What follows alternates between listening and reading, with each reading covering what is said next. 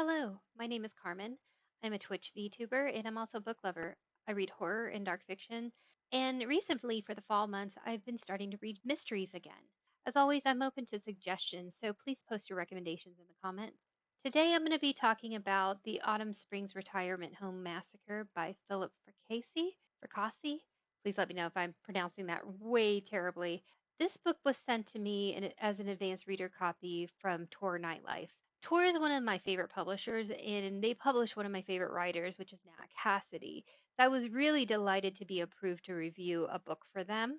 So in this book, we meet Rose, a retired teacher in her late 70s who lives in a retirement community.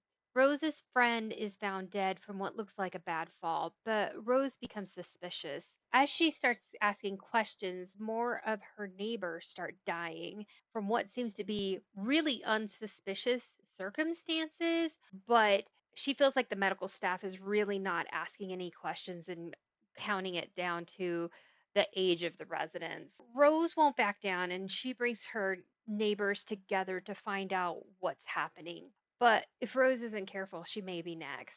What I did love about this book is the elderly characters were not people to feel sorry for or be ignored. They had individual stories and characteristics. Even though the staff and even some of their families were treating them like they were just elderly, they're just waiting to die. The writing of this book really showed that no, they're not. They are still living their best lives and they're here to stay as long as they can. So, one of the quotes that I really liked in this book, and it says, one of the many things she learned over the years, however, was that being old made you childlike in the eyes of many people. I thought that really summed that up really well. They had cliques in that home.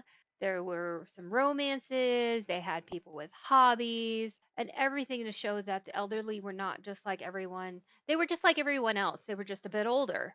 And of course, there's health problems that come along with that. We can't ignore that. This really hit close to home for me as I have an elderly father that has dementia and is also living in an assisted living community. So I felt like this really touched my heart a lot that they treated the elderly in this story with a lot of dignity and respect. Parts of this story are told from multiple perspectives, which can be confusing for me in a lot of cases and when they jump from the different perspectives. But I feel like in this book, most of the story was told from Rose's point of view.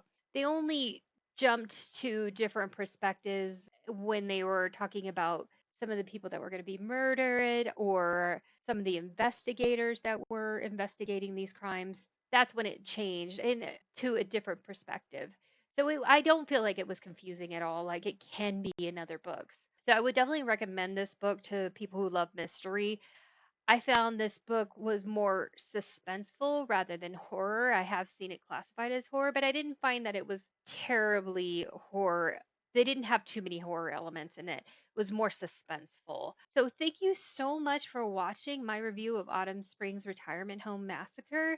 Thanks for Tour Nightlife for sending me this advanced reader copy of this book. I next week I will be on vacation, so I will try to post as soon as I can with some vacation read highlights, and I will be bringing you a book called The Ordinary Bruja by Johanny Ortega.